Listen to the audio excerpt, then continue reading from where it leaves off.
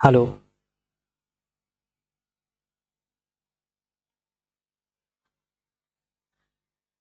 चलिए फ्रेंड्स, कैसे हैं आप? मध्य प्रदेश जी के जो सामान्य ज्ञान हम कर रहे हैं, इस क्लास में आपका स्वागत है।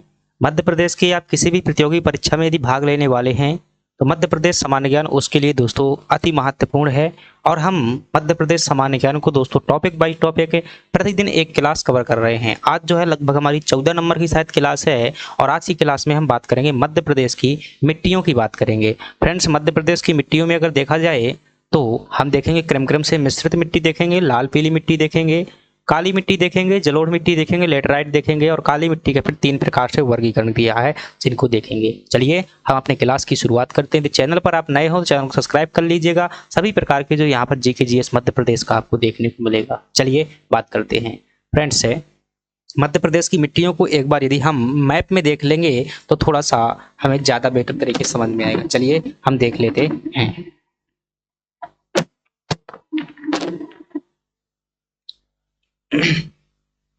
तो देखिएगा, यहाँ पर यदि आप देखेंगे इस क्षेत्र में यहाँ से लगा करके लगभग यहाँ से जी वाला हिस्सा जो है दोस्तों, यहाँ पर आपको इतने में जो है मध्य प्रदेश में समथिंग यहाँ पर जो है यहाँ तक काली मृदा आपको देखने को मिल जाएगी। भाई इतना क्यों?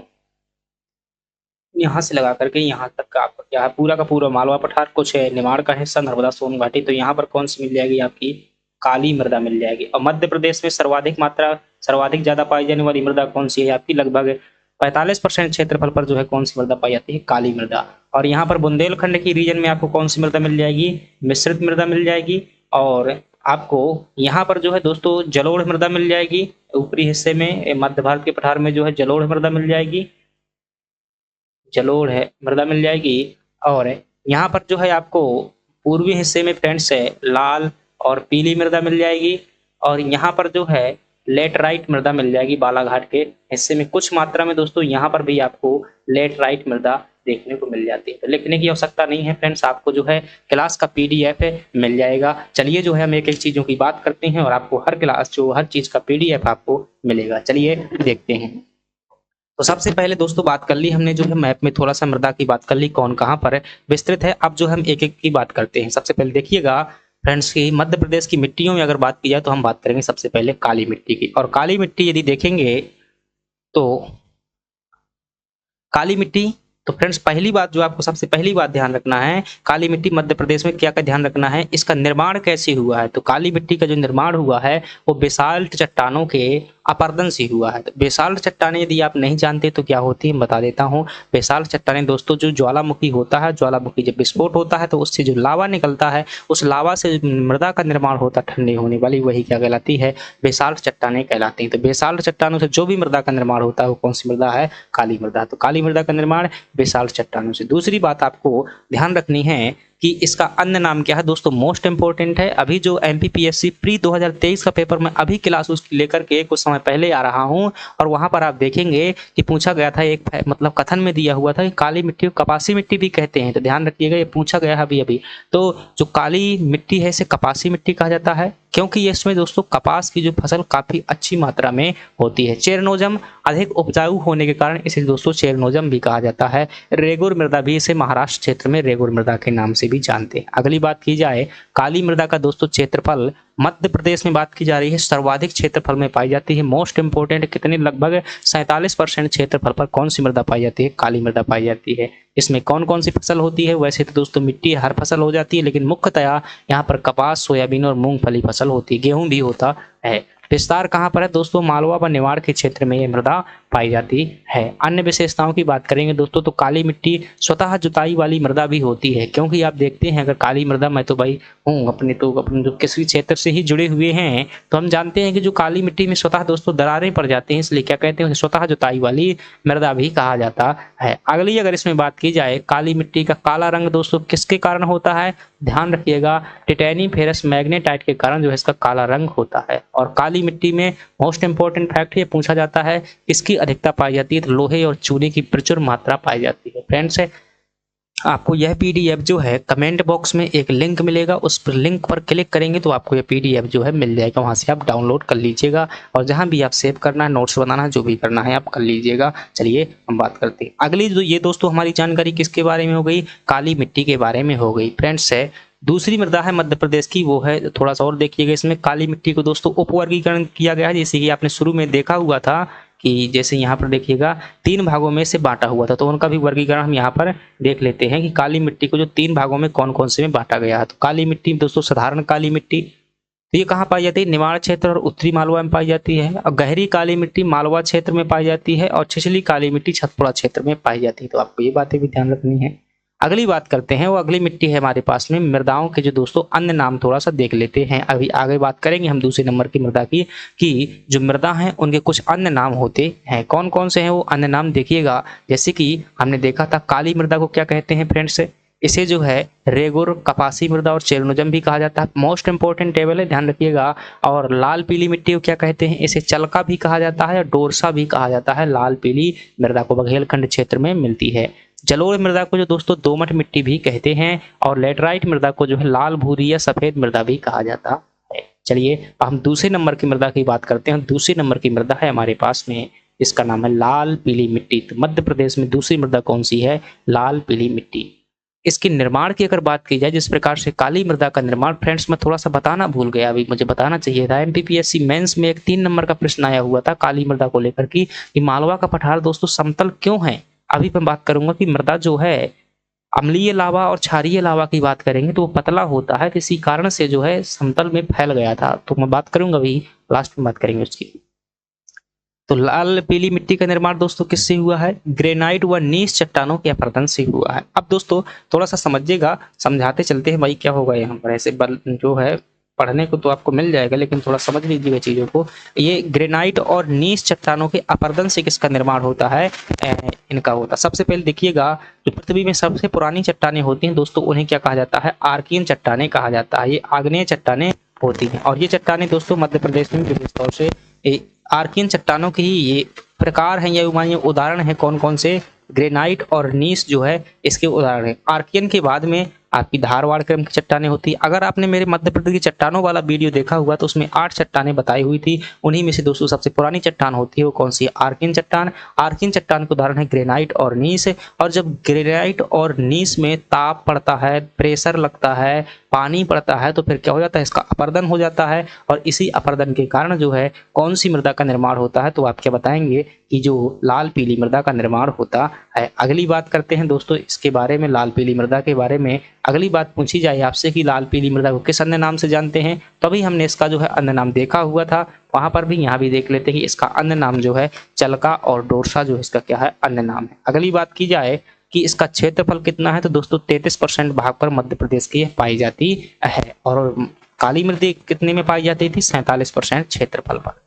अगली बात की जाए, फसल जो है दोस्तों इसमें धान की प्रमुखता से क्या होती है, फसल होती है। और विस्तार कहाँ पर है, पूर्वी मध्य प्रदेश में है इसका विस्तार है। और यह जो दोस्तों विशेष बात की जाए, मिट्टी का जो लाल रंग किसके कारण होता है, तो आप क्या बताएंगे, अब फेरिक ऑक्साइड के कारण जो है लाल रंग होता है। काली मृदा का किसके कारण होता है, टिटैनिफेरस के कारण जो है काला रंग होता है। इतनी बातें आपको ध्यान रखनी है। और ये मिट्टी का पीला रंग, जैसे 2 प्रकार की होती है ना, लाल और पीली मिट्टी, तो लाल रंग किसके कारण होता है आपका, फेरिक ऑक्साइड के कारण। और मिट्टी का पीला रंग किस कारण होता है, फेरिक ऑक्साइड के कारण। भाई क्या बात करते, फेरिक ऑक्साइड। और यहाँ पर थोड़ा सा मिसप्रिंट होगा, जो है यहाँ पर फेरस होना चाहिए था फ्रेंड, फेरिक और फेरस होता है, फेरस। तो यहाँ पर क्या कहते हैं, फेरस ऑक्साइड, फेरिक ऑक्साइड और फेरस ऑक्साइड।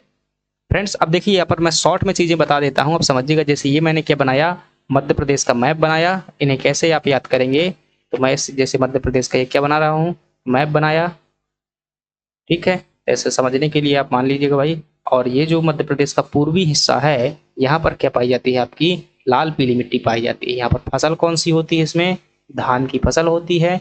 और कितने % क्षेत्रफल है, 33% क्षेत्रफल पर है, धान की फसल होती है। मध्य प्रदेश में दूसरी सर्वाधिक पाई जाने वाली मृदा है और विस्तार कहाँ पर है, पूर्वी बुंदेलखंड में। तो इतने पर आपको क्या करना है, इसके जो अन्य नाम है दोस्तों, इसे डोरसा और चलका भी कहा जाता है। तो इसी प्रकार से आपका शॉर्ट नोट बनना चाहिए। इतने में जो है कंप्लीट हो गई भाषा दोस्तों, आप पीडीएफ से पढ़िएगा और इसी प्रकार से शॉर्ट नोट बनाइएगा। चलिए अगली बात करते हैं। यदि मैं उसको भी बताना हो, मालवा वाले को बता रहा हूँ, तो भाई उसे भी बता देता हूँ।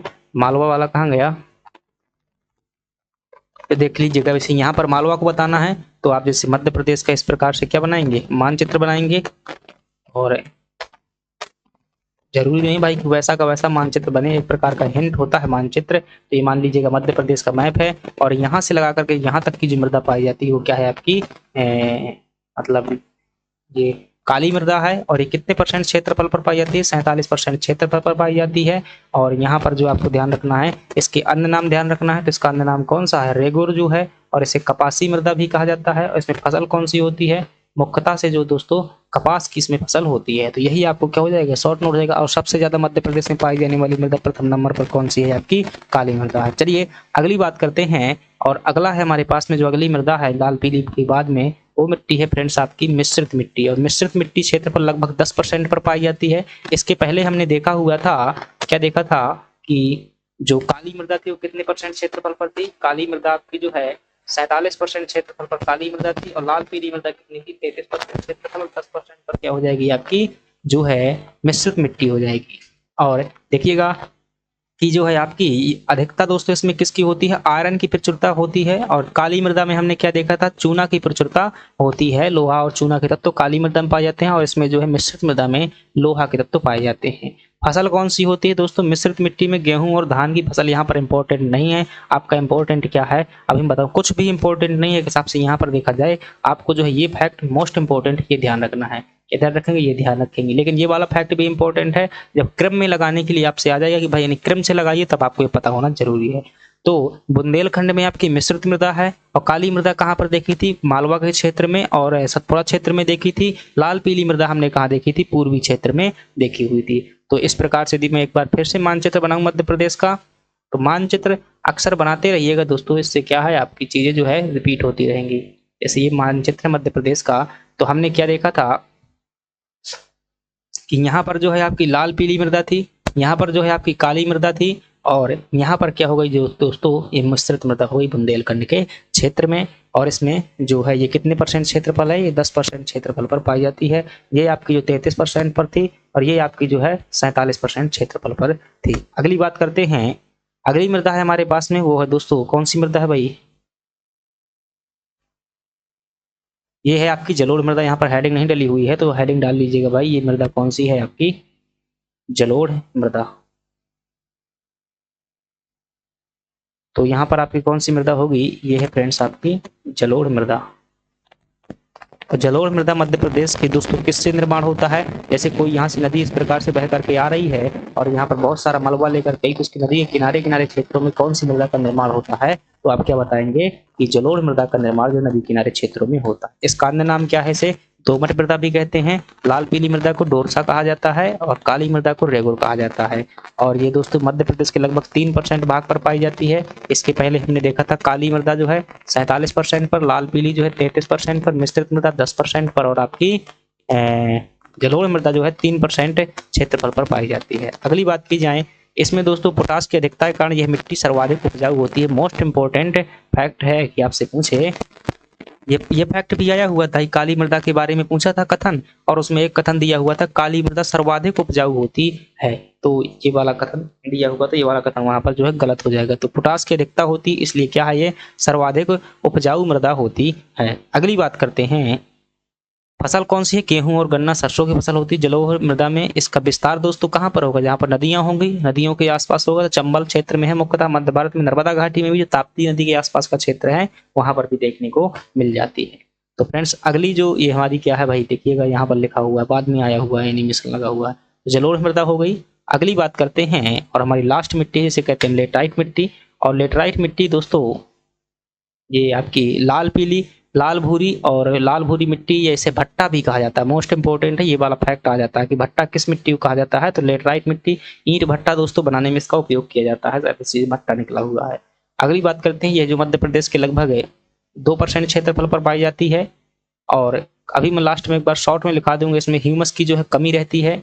ये दोस्तों ज्वार, मक्का और बाजरा के लिए इंपॉर्टेंट होती है। और विस्तार कहाँ पर है दोस्तों? छिंदवाड़ा, बैतूल, मध्य भारत, मंदसौर, नीमच, श्योपुर में जो है पाई जाती है। बालाघाट में भी देखने को मिल जाती है।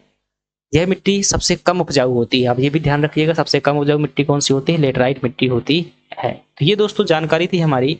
समाचार पन्नों में जो है आपका मध्य प्रदेश आर्थिक समीक्षा के 2022-23 के अनुसार भारत की कुल जैविक खेती का लगभग 40% हिस्सा कहाँ पर होता है? मध्य प्रदेश में किया जाता है।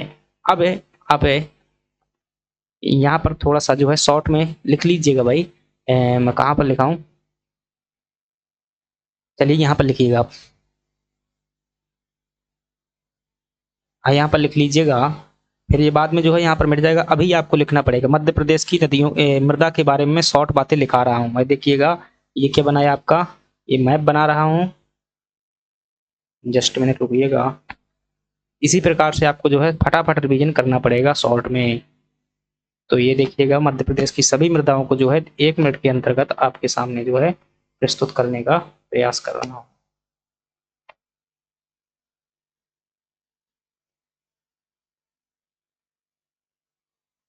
ये मध्य प्रदेश का मानिएगा मैप हो गया। तो इसमें देखेंगे जो आपका दोस्तों ये वाला क्षेत्र है, यहाँ से लेकर के यहाँ तक आपको क्या देखने को मिल जाएगी? तो आप क्या बताएंगे? ये वाला जो मृदा का क्षेत्र है, ये आपका कौन सी मृदा हो जाएगी? ठीक है, एक मृदा ये हो गई, और एक मृदा आपकी जो है यहाँ पर हो जाएगी, ये वाली। ठीक है, और एक मृदा हो जाएगी आपकी, ठीक है, यहाँ पर हो जाएगी एक, ये आपकी जलोढ़ मृदा हो जाएगी। और एक मृदा भाई कौन सा, ये वाला कलर ले लेते हैं। एक मृदा यहाँ पर है कुछ मात्रा में, यहाँ पर भी है, यहाँ पर भी है, और जो है इस क्षेत्र में भी है, इस क्षेत्र में भी। ठीक है, और शेष मृदा यहाँ पर हो जाएगी। तो इस वाली में कौन सा कलर दूँ? इस वाली में चाहिए सफेद दे देते। तो ये वाली मृदा भी इस प्रकार। ये है मध्य प्रदेश में दोस्तों मृदा का मानचित्र। एग्जैक्ट नहीं होता है, संकेत दिया जाता है। तो जो आप ये वाली देख रहे हैं, ये आपकी क्या है दोस्तों? यहाँ पर हो जाएगी लाल पीली मृदा। लाल पीली मृदा बुंदेलखंड के क्षेत्र में और लगभग 33% क्षेत्रफल पर पाई जाती है। ठीक है, अब जो है आपकी ये वाली मृदा हो जाएगी। ये कौन सी मृदा है? ये वाली मृदा आपकी ये काली मृदा है। काली मृदा है जो कि लगभग मध्य प्रदेश में सर्वाधिक क्षेत्रफल पर 47% पाई जाती है। और ये जो आप मृदा देख पा रहे हैं, ये हरे कलर वाली दोस्तों, ये कौन सी हो जाएगी? आपकी लेटराइट मृदा हो जाएगी। और ये लेटराइट मृदा 2.5% क्षेत्रफल पर है और सबसे कम पाई जाती है। सबसे कम कौन सी पाई जाती है? यही मृदा। लाल कलर वाली मृदा कौन सी है आपकी? ये दोस्तों आपकी जो है जलोढ़ मृदा है, और ये जो है मध्य प्रदेश में 3% पाई जाती है। और पीले कलर वाली कौन सी मृदा है आपकी? तो ये जो है आपकी दोस्तों मिश्रित मृदा है, जो कि बुंदेलखंड में मिलती है। और ये लगभग कितनी में पाई जाती है भाई साहब? 10% क्षेत्रफल पर ही पाई जाती है। इस प्रकार से ये हो गया आपका शॉर्ट नोट। फसल जो है आप कोई भी लिख सकते हैं। जैसे यहाँ पर प्रमुख फसल क्या हो जाएगी भाई? कपास हो जाएगी। यहाँ पर क्या हो जाएगी? ज्वार मान लीजिएगा। यहाँ पर क्या हो जाएगी? धान हो जाएगी। यहाँ पर क्या मानिएगा? यहाँ पर गेहूँ मानिएगा। बुंदेलखंड में जो है गेहूँ हो जाएगा, और यहाँ पर भी गेहूँ मान सकते हैं आप। चलिए, तो ये हो जाएगा आपका मध्य प्रदेश की जो है मृदा का शॉर्ट। चलिए अगली बात कर लेते हैं अब, जो इससे जुड़े हुए बाद में जो है आप चाहे तो स्कीम्स और पीडीएफ आपको मिलेगा भाई। तो पीडीएफ में जो है ये इसके ऊपर लिखा हुआ इस प्रकार से दिखाई देगा। तो इसके लिए मैं थोड़ा सा इसमें काम करूंगा कि ये आपको साफ देखे, मैं छोटा कर दूंगा। चलिए अगली बात करते हैं। पीडीएफ में आपको मिल जाएगा ठीक से। मध्य प्रदेश में दोस्तों प्राकृतिक क्षेत्र में मृदा वितरण देख लीजिएगा, कौन से क्षेत्र में कौन सी मृदा पाई जाती है। तो अभी तक पढ़ते रहे हैं जो। तो मालवा के पठार में कौन सी मृदा पाई जाती है? तो आप क्या बताएंगे? गहरी काली मृदा पाई जाती है। बघेलखंड के पठार में आपकी कौन सी मृदा हो जाएगी? तो लाल पीली मृदा हो जाएगी। सतपुड़ा के पठार में जो है छिछली काली मृदा हो जाएगी। निमाड़ क्षेत्र में जो है साधारण काली मृदा हो जाएगी। मध्य भारत पठार में जो है आपकी कछारी और जलोढ़ मृदा हो जाएगी मध्य भारत में। ये दोस्तों आपकी मृदा है। और यहाँ पर जो है बुंदेलखंड में नहीं दी हुई है। मिश्रित मृदा कहाँ पर मिलती है आपकी? बुंदेलखंड में जो है आपकी मिश्रित मृदा हो जाएगी बुंदेलखंड में। चलिए अगली बात कर लेते हैं मिट्टियों के संबंध में। कि मिट्टी का रंग और उसके कारण देख लेते हैं दोस्तों। किस मिट्टी का रंग किसके कारण होता है? आपसे पूछा जाए काली मिट्टी या काला रंग किसके कारण होता है, तो आपका जवाब होगा टिटैनी फेरस मैग्नेटाइट के कारण। और लाल मिट्टी का लाल रंग किसके कारण होता है? फेरस ऑक्साइड के कारण। और लेटराइट मिट्टी का भूरा रंग किसके कारण होता है? केओलिन के कारण होता है। तो ये बातें आपको ध्यान रखनी है मिट्टी के रंग के कारण। और ये बात अलग लिखी हुई है, मतलब किस मिट्टी में कौन सी फसल निकाली जाती है, तो फसल के बारे में यहाँ पर लिखा हुआ है। तो ये हालांकि चीजें सभी पढ़ चुके हैं, लेकिन फिर भी देख लीजिए। कपास और मूंगफली की फसल काली मिट्टी में, गेहूं और गन्ना जलोढ़ मृदा में, चावल और जो है लाल पीली मिट्टी में, और मक्का कॉफी जो होती है लेटराइट मिट्टी में होती है। ये सभी चीजें आपको पीडीएफ में मिल जाएंगी, चिंता मत करिएगा। अगली बात करते हैं, एक और टॉपिक बचा हुआ है आपका जो है मिट्टी बचाओ आंदोलन दोस्तों। तो ये जो है मिट्टी बचाओ आंदोलन की शुरुआत कब हुई थी? 1977 में हुई थी। और जो है ये किस नदी से संबंधित है, ये बात आप ध्यान रखिएगा। तवा नदी जो है दोस्तों बनाई जा रही थी, तो उसी कारण विवाद हुआ था, जल भराव के कारण खिलाफ शुरू हुआ था। तो आप ध्यान रखिएगा किस जिले से संबंधित हो जाएगा? होशंगाबाद से संबंधित हो जाएगा, और 1970 में। अगली बात करते हैं अवनलिका अपर्दन। दोस्तों जानते हैं मृदा में अवनलिका अपर्दन जो है गड्ढे हो जाते हैं इसमें बड़े बड़े के। तो इस प्रकार के अपर्दन में मृदा में बड़ी व अधिक गहरी नालियां बन जाती हैं। इन खड्डरों को क्या कहा जाता है? बीहड़ कहा जाता है। और जो मध्य भारत का पठार है चंबल नदी इसी के लिए विख्यात है। उदाहरण चंबल नदी के द्वारा अवनलिका अपर्दन देखने को मिल जाता है। मध्य प्रदेश में सर्वाधिक बीहड़ प्रभावित जिले कौन से हैं? मोस्ट इंपोर्टेंट है, ये आप ध्यान दे सकते हैं। मुरैना जिला है, भिंड है और श्योपुर है। अगली बात करते हैं, ये फ्रेंड्स जब मृदा को हम दूसरे तरीके से बांटते हैं, तो एक मृदा होती है अम्लीय मृदा और एक मृदा होती है क्षारीय मृदा। अम्लीय मृदा में क्या होता है दोस्तों? ये जो है आपकी क्या होती है? गाढ़ी प्रकार के लावा से बनती है। जो पतले लावा से बनती है वो होती है आपकी क्षारीय मृदा। अधिक वर्षा के कारण मृदा की ऊपरी सतह से दोस्तों क्षारीय तत्व, ये दोस्तों थोड़ा सा दूसरा है, निर्माण के आधार पर नहीं है, मतलब ये उपयोग के आधार पर है। यहाँ से प्रश्न क्या बनता है हम बता दूंगा। जैसे किसी क्षेत्र में क्या होती है, ज्यादा वर्षा होती है, तो उसकी जो ऊपरी परत होती है उससे क्या हो जाते हैं? क्षारीय तत्व जैसे कैल्शियम और मैग्नीशियम आदि जो है पानी में बह जाते हैं, जिसके परिणाम स्वरूप मृदा का पीएच मान क्या हो जाता है दोस्तों? 7 से कम हो जाता है। ऐसी मृदा को हम अम्लीय मृदा कहते हैं। अब आप बताइएगा, जो पीएच मान होता है 7 क्या होता है? उदासीन होता है। 7 से ज्यादा होगा तो क्या कहलाएगा? आपका क्षारीय कहलाएगा। और 7 से कम होगा तो क्या कहलाएगा? अम्लीय कहलाएगा। ठीक है। अब अम्ल क्या होते हैं दोस्तों? वर्षा के कारण बह नहीं पाते हैं, लेकिन क्षार जो होते हैं क्या होते हैं? वर्षा के कारण जो है, ज्यादा वर्षा के कारण बह जाते हैं। अब जब क्षार बह जाएंगे तो क्या बचेगा आपका? उस मिट्टी में अम्ल ज्यादा बचेगा, तो मृदा क्या हो जाएगी? अम्लीय हो जाएगी। ज्यादा सिंचाई नहीं करनी चाहिए, और सिंचाई खासतौर से बहा करके नहीं करनी चाहिए, बूंद बूंद सिंचाई करनी चाहिए। तो ये अम्लीय मृदा में क्या होती है? सिंपल सा ध्यान रखना है, क्षारीय तत्व क्या हो जाते हैं? कम हो जाते हैं। कोई प्रश्न यहाँ से नहीं पूछ जाएगा। ये पूछा जा सकता है अम्लीय मृदा का पीएच मान कितना होता है? 7 से कम होता है। ये बात आप। अगली बात करें, आपसे जो है पूछा जाएगा अम्लीय मृदा में हाइड्रोजन आयनों की सांद्रता बढ़ जाती है, इसलिए नहीं याद करना है। ये है आपका मोस्ट इंपोर्टेंट फैक्ट। ये पूछा जाता है कि जैसे कोई मृदा अम्लीय हो चुकी है, अब उसमें कौन सा उपचार, कौन सा पदार्थ डाला जाए कि वह जो पूर्णतः सही हो जाए, पहले जैसी हो जाए। तो अम्लीय मृदा के समाधान के लिए चूना का अधिक प्रयोग किया जाता है। मोस्ट इंपोर्टेंट है, कई बार ये पूछा गया है। ये भी यही फैक्ट इंपोर्टेंट है। अगली बात करते हैं क्षारीय मृदा की। क्षारीय मृदा क्या होती है कि कम वर्षा के कारण दोस्तों क्षारीय तत्व जैसे कैल्शियम, मैग्नीशियम और सोडियम आदि घुलनशील होकर के पानी के साथ नष्ट नहीं होते हैं और ऊपरी सतह पर एकत्र हो जाते हैं, जिसके कारण परिणाम स्वरूप मृदा का पीएच मान 7 से अधिक हो जाता है। इसी मृदा को हम क्षारीय मृदा कहते हैं। सिंपल सी बात है, जिस मृदा का पीएच मान 7 से अधिक हो वो क्या कहलाती है? क्षारीय मृदा कहलाती है। अब वो अधिक क्यों होगा? जहां पर क्षार ज्यादा होंगे तो उसका जो है क्षारीय मान अधिक हो जाएगा। अब क्षारीय मृदा में हाइड्रोक्सिल आयन जो है दोस्तों क्या होते हैं? सांद्रता इनकी बढ़ जाती है।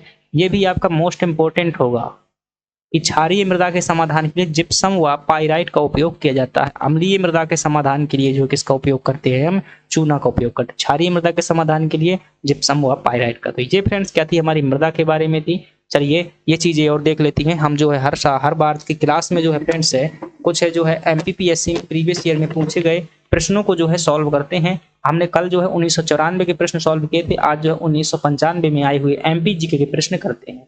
मध्य प्रदेश का खजुराहो जो है दोस्तों किस लिए प्रसिद्ध है? ये दोस्तों मंदिरों के लिए जाना जाता है, और यहाँ पर जो है चंदेल शासकों द्वारा मंदिर निर्माण करवाए गए थे। मूलतः यहाँ पर 84 मंदिर थे और 1986 में जो है इन्हें विश्व धरोहर सूची में शामिल किया गया था। सफेद शेरों की भूमि किसे कहा जाता है? रीवा अथवा बघेलखंड के क्षेत्र को क्या कहेंगे? सफेद शेरों की भूमि कहते थे। जो है क्या नाम था भाई, राजा मार्तंड सिंह ने पकड़ा हुआ था, कैप्टन मोहन नाम का शेर जो है सफेद शेर पकड़ा था। हरसोट किस जिले में पाया जाता है? तो दोस्तों ये आपका रीवा में जो है हरसोट पाया जाता है। दक्षिण पश्चिम रेलवे जोन का मुख्यालय कहाँ पर स्थित है? तो आपका जवाब क्या होगा? जबलपुर में जो है दक्षिण पश्चिम रेलवे जोन का मुख्यालय स्थित है। सांची स्तूप किसने बनवाया हुआ था? तो दोस्तों मौर्य सम्राट जो है अशोक द्वारा जो है सांची स्तूप का निर्माण करवाया गया था और ये कहाँ पर स्थित है? आपका रायसेन जिले में स्थित है। चंबल नदी का उद्गम कहाँ से होता है? तो फ्रेंड्स इंदौर जिले में जो है एक पहाड़ी स्थित है जिसका नाम है जाना पाव पहाड़ी, और जाना पाव पहाड़ी में एक पॉइंट है जिसका नाम है बांजू पॉइंट, वहां से इसका उद्गम होता है। मध्य प्रदेश में सर्वाधिक क्षेत्रफल में बोई जाने वाली फसल कौन सी है? दोस्तों पहले तो चावल बोई जाती थी, लेकिन वर्तमान में जो है सर्वाधिक फसल बोई जाने वाली कौन सी है? गेहूं है। ये फ्रेंड्स कहते हैं हमारे प्रश्न थे, और चलिए हो चुके हैं हमारे प्रश्न। तो फ्रेंड्स ये हमारी क्या हो गई, क्लास खत्म हो गई एमपी जीके की। हम जो है कल एमपी जीके का अगला टॉपिक देखेंगे। आज जो है मिट्टियां देखी थी, मिट्टी के आगे जो है हम जो भी टॉपिक होगा हमारा अगला देखेंगे। जब तक के लिए दोस्तों धन्यवाद। इस चैनल पर आपको क्लास अच्छी लग रही हो तो सर लाइक सब्सक्राइब कर दीजिएगा, हमारा सपोर्ट कीजिएगा। चलिए धन्यवाद।